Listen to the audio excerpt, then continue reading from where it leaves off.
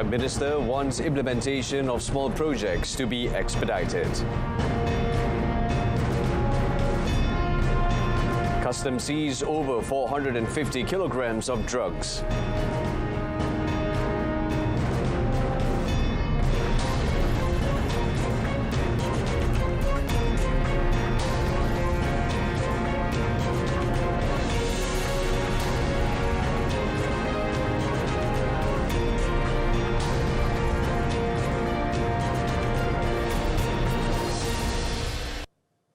Welcome to Updates at Noon. I'm Brendan Lepal.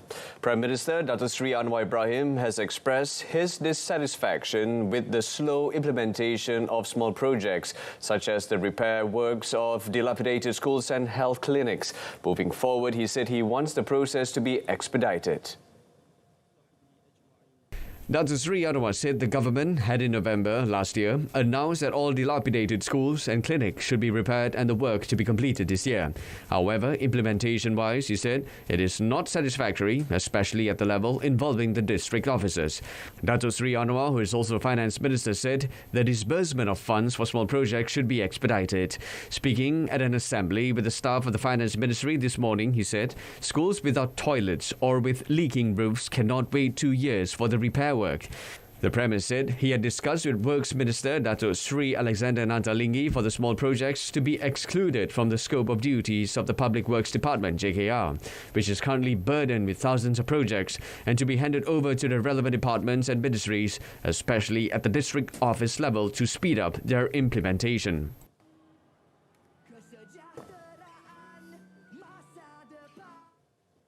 Over in the Dewan Rakyat, Dato Sri Anwar explained that the new maritime border agreement signed by Malaysia and Indonesia will not compromise the country's sovereignty. According to the Prime Minister, the agreement was inked after final consultation that was certified by Foreign Ministry's Department of Maritime Affairs, National Security, Council, Attorney General's Chambers, as well as Department of Survey and Mapping. Explaining further, Dato Sri Anwar said the agreement was inked based on the country's claim on border points, as well as maintain international law, including the United Nations Convention on the Law of the Sea, 1982. He said the matter must be carefully solved, considering the issue has been going on for 18 years. However, further discussions are needed on several issues. Yang jadi masalah ni ialah sebahagian daripada kita yang menjerit-jerit di luar, dia tak baca treaty itu. Dia tak baca kenyataan bersama. Kenyataan bersama itu tidak termasuk, treaty ini tidak termasuk kawasan yang masih dirunding. Termasuk yang disebut di Sebatik, Sulawesi Selatan. Kerana dalam memuktamadkan, kita akan undang wakil Sabah. Dan oleh kerana belum ada persetujuan, maka bab ini yang kecil ini belum lagi diselesaikan. Begitu juga tentang treaty ini tidak melibatkan kawasan had pelabuhan Tanjung Pelepas yang juga dibicarakan. Tidak termasuk sama sekali kepentingan Tanjung Pelepas. Kemudian, bahawa garis penyelesaian bagi segmen 8B, 8C ada dalam peta, kononnya memberikan impak negatif, juga tidak berasas kerana kawasan itu termasuk kawasan milik Malaysia. The Premier said this in response to a question from the MP for Kota Baru, Datuk Sri Taqiyuddin Hassan. The Royal Malaysian Customs Department, JKDM, crippled an international drug trafficking syndicate and seized 454 kilograms of drugs worth almost 70 million ringgit. JKDM Director General Dato Zazuli Johan said this comes following 3 raids at Port Klang, Selangor, and Kuala Lumpur International Airport, KLIA, Air Cargo Complex, Sepang, earlier this month. In the first raid, Dato Zazuli said cocaine weighing 302.2 kg worth 60.4 million ringgit was seized at 9:45 p.m. on 6 June after receiving information from the Directorate General of Narcotics Control, Ministry of Interior of Saudi Arabia. Dato Zazuli said the container, which originated from South America, was on transit to a Southeast Asian country where it was supposed to be delivered but was detained on arrival at Port Klang. He said JKDM also seized 107 plastic packages pouches containing ketamine, weighing 126.5 kilogram and worth 7.6 million ringgit from 15 boxes seized at KLIA Air Cargo Complex on the same date at about 8 p.m. Meanwhile, Dato' Zazuli said 25 packets of ketamine weighing 25.3 kilogram and estimated to be worth 1.5 million ringgit were seized from a 20-foot freezer container carrying seafood, which arrived from a South Asian country at about 12:30 p.m. on 4th June. As a result, he said 2 local men in their 40s have been arrested to assist in the investigation, adding that the 3 cases were being investigated under Section 39B, Subsection 1, Subsection A of the Dangerous Drugs Act 1952. Cloud seeding operations would have a 2-pronged objective, namely to ensure enough water at catchment areas at dams and help the affected agriculture sector. Now, this was explained by Minister in the Prime Minister's Department, Sabah Sarawak Affairs and Special Functions, Dato' Armizan Muhammad Ali. He said the National Disaster Management Agency, NADMA, and related agencies had identified at least 6 rivers nationwide for cloud seeding operations, which would help the agriculture sector. Objektifnya, pertama, selain daripada kita memastikan empangan-empangan air kita mempunyai kapasiti air yang kondusif, yang mencukupi, tetapi pada masa yang sama, salah satu objektifnya adalah untuk memastikan kita dapat membantu juga sebagai salah satu pelan mitigasi dalam menangani impak kepada sektor pertanian untuk membantu sektor pertanian yang terkesan dengan fenomena rejim cuaca yang hadir bersama monsun barat daya yang kita ketahui membawa kepada keadaan cuaca panas dan kering yang menyebabkan kurangnya taburan hujan berlaku di kawasan-kawasan yang terlibat. The minister said this after inspecting the final preparations for the cloud seeding operations at the Royal Malaysian Air Force Base in Subang yesterday. The operations will be carried out in the Teluk Bahang and Air Itam dams at the request of the Pulau Pinang State Government through coordination between NADMA, Met Malaysia and the RMAF.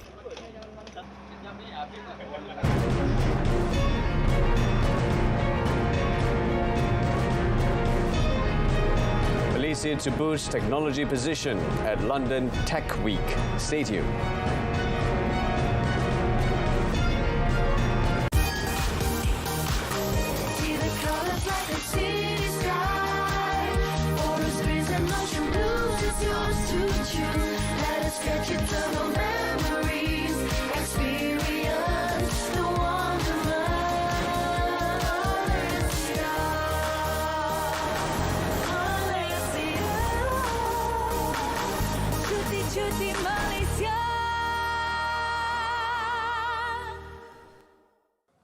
Welcome back. Malaysia's participation in London Tech Week, LTW, will further strengthen the country's position in digital technology, especially as a hub for data processing and services. Communications and Digital Minister Fahmi Fazil said LTW, a platform to showcase the latest digital initiatives, could help foster international partnerships in driving innovation and bridging the digital divide.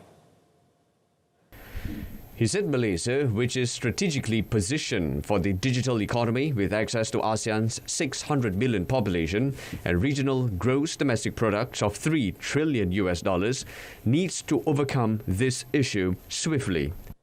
Yang bagus bagi Malaysia yang kita lihat sekarang ni, banyak pelaburan yang masuk, dia bersifat sama ada pusat pemprosesan data center, ataupun dalam bidang perkhidmatan, services, ya. Jadi ini saya lihat mungkin memberi kita satu peluang untuk menjadikan Malaysia sebagai satu hub bagi sama ada pusat pemprosesan data ataupun bagi perkhidmatan.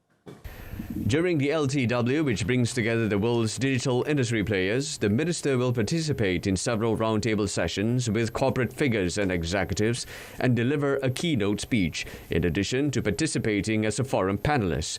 The minister said this after the LTW opening ceremony in London, United Kingdom. He's leading Malaysia's delegation to LTW, which is supported by the Malaysia Digital Economy Corporation, MDEC. At least 10 European companies are expected to announce their decisions to invest in Malaysia during LTW. UK Prime Minister Rishi Sunak and London Mayor Sadiq Khan opened the event at the Queen Elizabeth II Centre. More than 30,000 visitors and digital industry players, including startups and investors, are expected to attend the 12 to 16 June event. Meanwhile, Fahmi revealed that several initiatives are being implemented to expand and promote the use of artificial intelligence, AI, in the country. The Communications and Digital Minister said Malaysia should not be left behind as the AI technology is currently being used worldwide.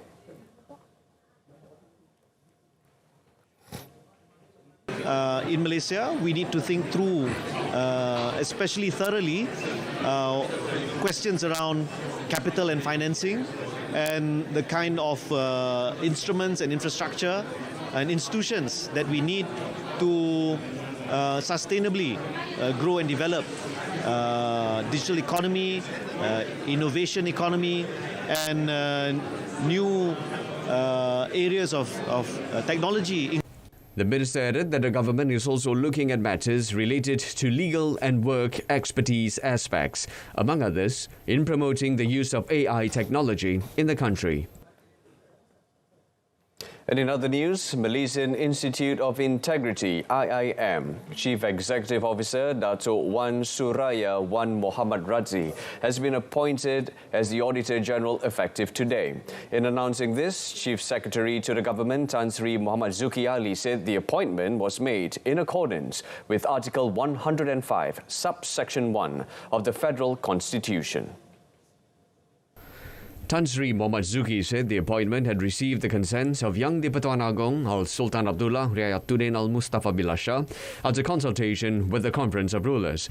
Dato' Wan Suraya was appointed as the Auditor General based on her leadership qualities and vast experience in her 29 years of public service. She had also served as Secretary General of the National Unity Ministry and Entrepreneur Development Ministry and in several other capacities at the Ministry of International Trade and Industry, including as Deputy Secretary General, Strategy and Monitoring. Dato' Wan Suraya is replacing Dato' Sri Nik Azman Nik Abdul Majid, whose contract as Auditor General ended last February. The Real Estate and Housing Developers Association, or REDA, Malaysia, hopes that the government would extend the I-Miliki deadline. In a statement, REDA President Dato' N.K. Tong said this, as many Malaysians may not be aware of the initiative, which is ending only a little more than 6 months away. The initiative under the government's Home Ownership Programme 2022-2023, or HOPE, began on 1st June 2022 and will end on 31st December this year. Dato' Tiong said I-Miliki became a much welcome initiative to assist Malaysians to own houses. He said REDA also opined that such measures to help home ownership should be open to all Malaysians and should not be limited to first-time buyers only. Under I-Miliki, purchases of homes priced 500,000 ringgit and below will be fully exempted from paying the stamp duties on the Memorandum of Transfer and Loan Agreement, while purchases of residential units priced above 500,000 ringgit up to 1 million ringgit will receive a 75% remittance on the two stamp duties. Tabung Haji continues providing quality services as they help provide ATM machine service at Pilgrims Hotel building in Mecca. Head of the Malaysian Hajj delegation, Dato' Sri Said Saleh Said Abdul Rahman, said the machine, which is located at the Abraj Al Janadriyah building in Zone A, could benefit some 8,000 pilgrims. Dato' Sri Said Saleh said the initiative was a result of cooperation between Abraj Al Janadriyah Building Management and Al Inma Bank. He said the bank also promised the best service quality to ensure no interruptions or delays. Yang penting di sini, apabila sudah wang itu sudah pun berkurangan, pihak bank akan menambah jumlah tersebut di dalam mesin tersebutlah. Jadi kita harap bahawa perkhidmatan yang disediakan oleh Bank Al-Ima itu juga dapat memberi perkhidmatan yang berterusan dan tidak ada sebarang orang kata sebagai perkhidmatan itu terberhentilah. This new facility has been greatly appreciated by the Malaysia Hajj pilgrims, who previously had to walk almost 1 kilometre to do any transaction or withdrawing cash from the nearest ATM.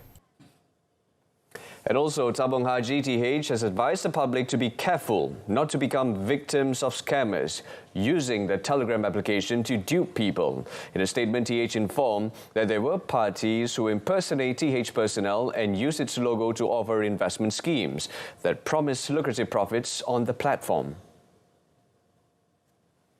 Elaborating, it said, these scammers also set up a group chat named Tabung Haji and Investment on Telegram to carry out investment activities by promising unreasonable profits.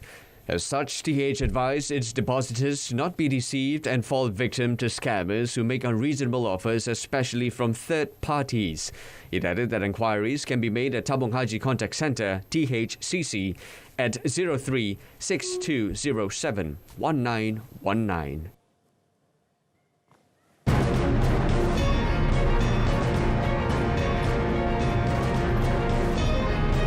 Thousands of Filipinos seek shelter as volcano spews toxic gases. That and more in the foreign segment.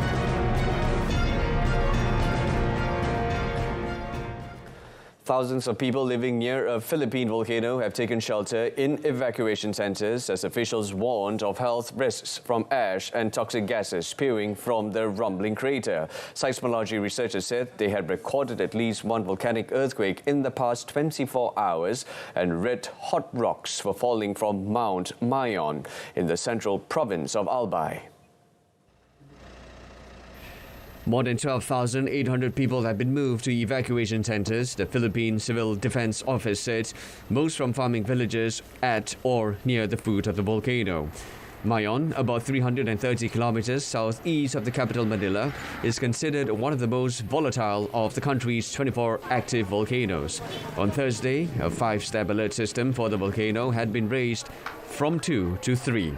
Philippine President Ferdinand Marcos urged the people to follow the recommendations and evacuation instructions of their local governments. Earthquakes and volcanic activity are common in the Philippines due to its position on the Pacific Ring of Fire, where tectonic plates collide. 5 years ago, Mayon displaced tens of thousands of people after spewing millions of tons of ash, rocks and lava. The country's most powerful eruption in recent decades was Mount Pinatubo in 1991 that killed more than 800 people. Authorities in the U.S. are seeking to expedite repairs at the site of a highway collapse in Philadelphia, with commuters struggling through traffic after a tanker truck fire caused part of the overpass to crash down. A tanker truck carrying gasoline caught fire over the weekend, bringing down a section of Interstate 95. U.S. Transportation Secretary Pete Buttigieg said on Monday during a speech at the American Council of Engineering Companies that the federal government was working with the states to restore the highway. Pennsylvania Governor Josh Shapiro tweeted that authorities are seeking to cut red tape so as to speed up repairs. The cause of the fire is not yet clear. Some 160,000 vehicles use the stretch of highway daily, as the highway is the main north-south artery along the U.S. East Coast, linking Miami to the border of Canada. State police in a statement said a body was recovered from the wreckage and turned over to the Philadelphia County Medical Examiner for identification. The truck driver, Nathaniel Moody, had been unaccounted for in the immediate aftermath of the accident. During the morning commute, local traffic reporters said bumper-to-bumper traffic was spotted near the collapse and along alternate routes, but it appeared that some motorists heeded the warnings to take public transportation or stay home. Former U.S. President Donald Trump arrived in Miami on Monday to face federal criminal charges for unlawfully keeping the country's national security documents. Trump, the front-runner for the Republican nomination in the 2024 presidential election, is scheduled to be in a Miami federal courthouse today for his initial appearance for the case. Accused of unlawfully keeping U.S. national security documents and lying to officials who tried to recover them, Trump has proclaimed his innocence and vowed to continue his campaign to regain the presidency in a November 2024 election. Special Counsel Jack Smith accuses Trump of taking thousands of papers containing some of the nation's most sensitive national security secrets when he left the White House in January 2021 and storing them in a haphazard manner at his Mar-a-Lago, Florida estate. Photos included in the indictment show boxes of documents stored on a ballroom stage, in a bathroom, and strewn across the storage room floor. Trump, who turned 77 on Wednesday, touched down in Miami at 2:54 p.m. local time in a private jet. Trump is the first former or current president to face criminal charges, but legal experts say that does not prevent him from running for president or taking office even if he is found guilty. 6 civilians were killed and 10 wounded in a 6-hour siege by Al-Shabaab, a terrorist group at a beachside hotel in Somalia's capital, Mogadishu. The group have been waging an insurgency against the internationally backed federal government for more than 15 years and have often targeted hotels which tend to host high-ranking Somali and foreign officials. The assault, for which Al-Shabaab claimed responsibility, began just before 8 p.m. local time on Friday when 7 attackers stormed the Pearl Beach Hotel. It ended at around 2 a.m. after a fierce gunfight between security forces and the militants, all of whom were killed during the battle. In a statement, the police said the security forces managed to rescue 84 people, including women and children and elderly people. Al-Shabaab, which was driven out of Somalia's main towns and cities by an African Union force, still controls large swathes of countryside and continues to carry out attacks against security and civilian targets, including in the capital. Last year, Somalia's president, Hassan Sheikh Mohammed, launched an all-out war against Al-Shabaab, rallying Somalis to help flush out members of the group. His pledge came after 21 people were killed and 117 others were wounded in an Al-Shabaab siege on a Mogadishu hotel in August 2022 that lasted for 30 hours.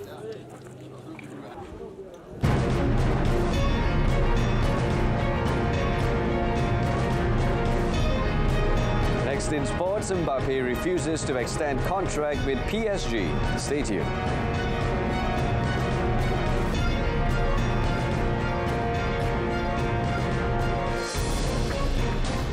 Now, ahead of the Under-17 Asia Cup in Bangkok, Thailand this Thursday, young Tigers coach Osmera Omaro has admitted that his boys must have the maturity and champions mentality, despite mounting challenges coming their way.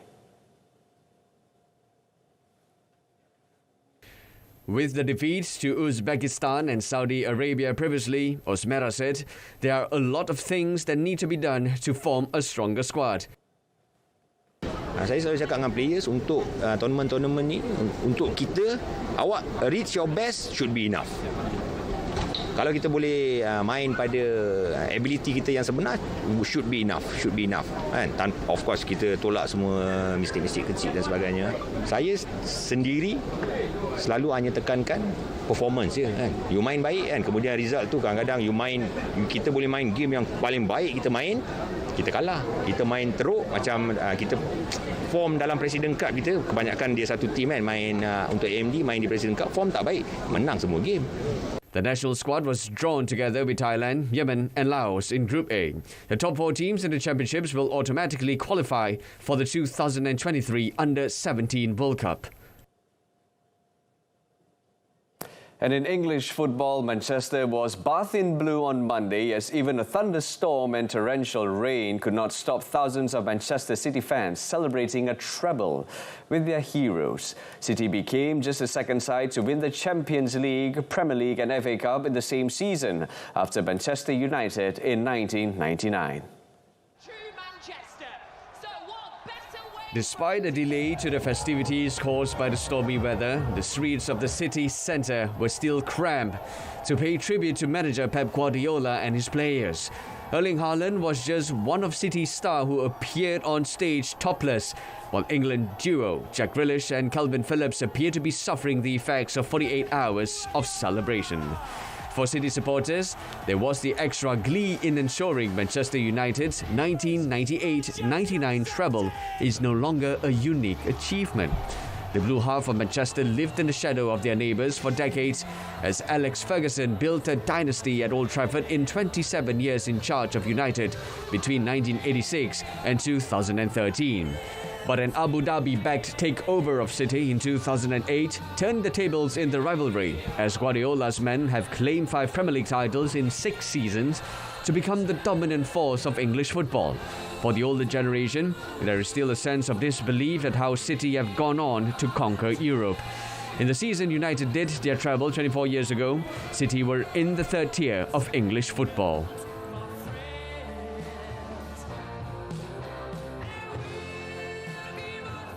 Kylian Mbappe has told Paris Saint-Germain he will leave the Ligue 1 champions when his contract ends next year. L'Equipe reported that the French international will not trigger a 1-year extension option and could even be sold this summer, as PSG will seek to prevent him from leaving for free. Mbappe was in a similar situation last year when he was linked with a move to Spanish giants Real Madrid, only to sign a contract extension with PSG. The 24-year-old, who scored 41 goals in 43 games in all competitions for PSG this season, would be free to negotiate and sign a pre-contract agreement with a new club from January should he stay in Paris. According to reports, Mbappe left the PSG hierarchy stunned by the decision, which was presented in a formal letter, and follows on from Lionel Messi announcing his departure to Major League Soccer side Inter Miami. The 24-year-old, who signed from Monaco for 160 million euros in 2018, which was a world record fee for a teenager, continues to be linked with a move to Real Madrid. Reports in France had suggested PSG were hopeful over an extension to Mbappe's contract. However, Real Madrid could now step up their interest as they look to bolster the forward line after veteran Karim Benzema's move to Al Ittihad in Saudi Arabia. Over in Spain, Real Madrid on Monday unveiled Spanish defender Fran Garcia, who returns after having played for the club's youth team. Garcia, 23, was playing at the Spanish league side Rayo Vallecano, has signed for 4 seasons with the Santiago Bernabeu side. Real, record 14 times European champions, are in the process of rebuilding their squad following high-profile exits such as Karim Benzema, who made a big money move to Saudi Arabian side Al Ittihad, Eden Hazard, Marco Asensio and Mariano Diaz. They won the Copa del Rey last season but finished 10 points behind champions Barcelona in La Liga and lost to Manchester City in the Champions League semi-finals. Real Madrid also signed England midfielder Jude Bellingham for an initial fee of 103 million euros. Spanish midfielder Brahim Garcia will also return to the Spanish capital after 3 years with AC Milan. That ends updates at noon, wrapping up with a recap of our top story. Prime Minister wants implementation of small projects to be expedited. Do join us for Blizzard tonight, coming up at 8:30 p.m. on saluran Berita RTM. And before we go, we'll leave you with visuals of a legit UFO sighting in China, which is of man-made. I'm Brandon Lepol, Malaysia Madani, Tekap Perpaduan, Penuhi Harapan.